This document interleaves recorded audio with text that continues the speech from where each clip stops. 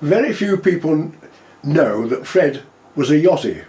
Well, not a yachty in the true sense, but he did do a bit of sailing, and so I shall tell you about that little incident.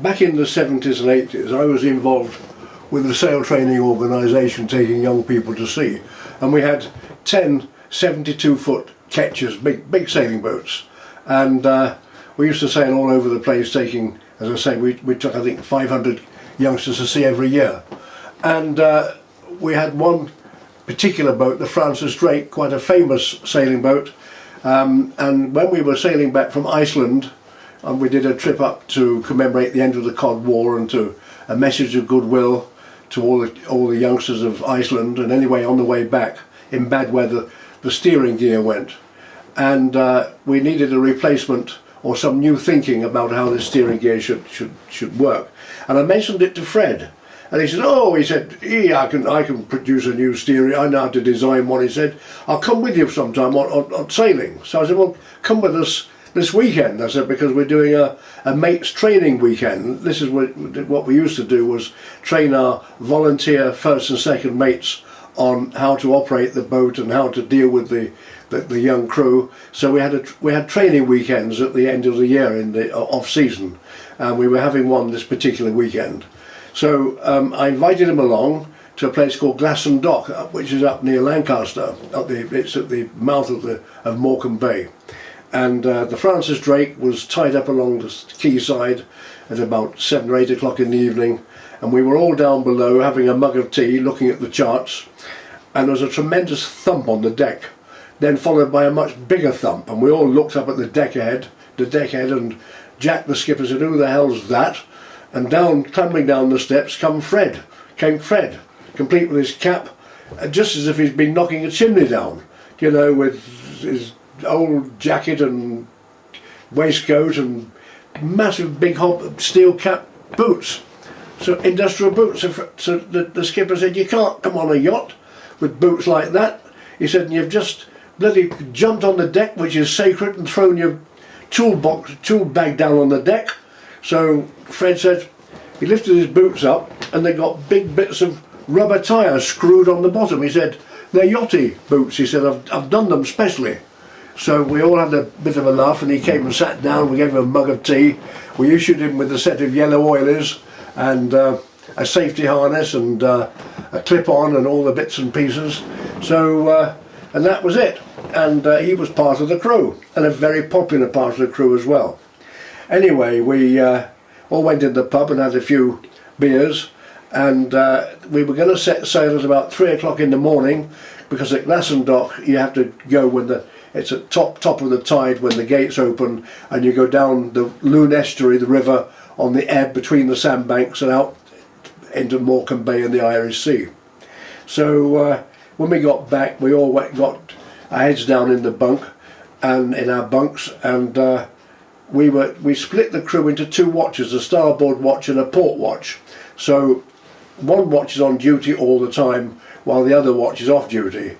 So the watch on duty has to do all the steering, the navigation, the handling of the sails, the rope work, even the cooking and the catering, etc., etc. So we were on the first watch, which was the starboard watch, and the skipper, a bit worried about Fred with his boots, made him the cook in the galley, asking Fred if he could cook, and Fred said, yeah, I can do bacon butters and chips and this, that and the other, so we thought that will do. So his first job, when we set out to go through the lock gates in the early hours at 3 o'clock, was to be in the galley to provide us with mugs of tea, because it's a tradition that just before you get up to put all your oilers and everything on into your watch, you're given a mug of tea. Anyway, we never got any sleep that night, because unfortunately one of the crew had been an ex-coal miner, and one of the mates, and lived in a place called Atherton, near to Bolton, where Fred comes from, and of course that was it. We were given a commentary all night about every coal mine in the district. We knew them off by heart, until the skipper shouted for us to shut up because he was trying to listen to the weather forecast. So I remember listening to the wind getting up, and I could hear the rain pattering on the deck, and I could hear the thump as we were being thumped against the quayside by the wind, and I thought, we're in for a bit of a rough dude in the morning, in the early hours. Anyway, at about 10 to 3 I was given a shove, and there was Fred in his all in his yellow oilers and his late safety harness and his big boots on, and he gave me a mug of tea and said, "Right, Cock," he said, "you're up next to go on deck." He said, "I've got the best job." He said, "I'm down below in the galley, because it's bloody cold up there."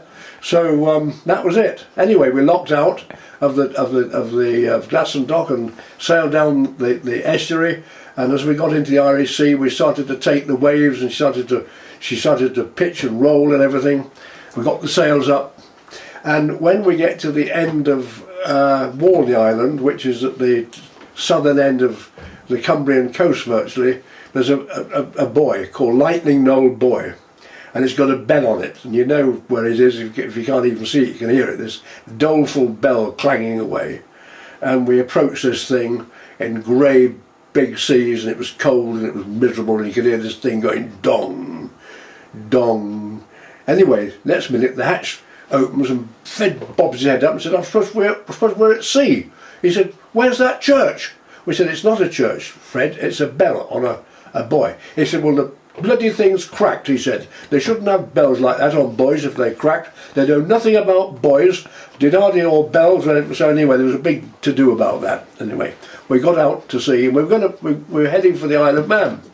And then the wind was dead against us, so we decided to come about and head for Anglesey, where it was more of a run and easier sailing. And so then, as we came about, one of the back halyards got caught round one of the stays right at the top of the mast, and it meant somebody having to climb up the mast to get it off. And it was one of those masts where there are stirrups on either side, so you can actually climb up the mast. So Fred volunteered, "I'll go up and sort it out." So we were the skipper was a bit worried about him going up with the big boots on. Anyway, up he went with him being a steeplejack. And he went up, and all we could see was this, it was a misty night, and we could just see this yellow shape right at the top of the mast as the boat was like a pendulum going from side to side, but he didn't come down. We thought he's stuck up there. So we waited and waited, he never came down. So then the skipper went up. He said, "I'll have to go up and get him down, he's probably stuck or something."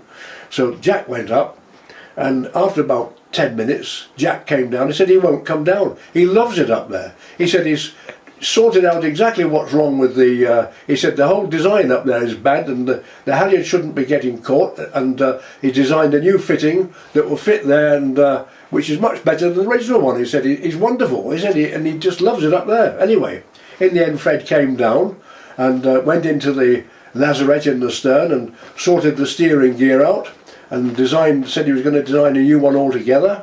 And he was intrigued with the charts. He was intrigued with the fact that we were on dead reckoning, where we had to draw a pencil line on the chart instead of using the modern GPS, and we had to do every hour we had to take our bearing, weather conditions, sea conditions, and this, that and the other. And he was absolutely enthralled with it. He loved it to bits, and he'd have sailed to China if he could have done. And so it was a great weekend, and he designed all the bits and they worked perfectly. And as I say, he was a pretty good yachty, was Alfred.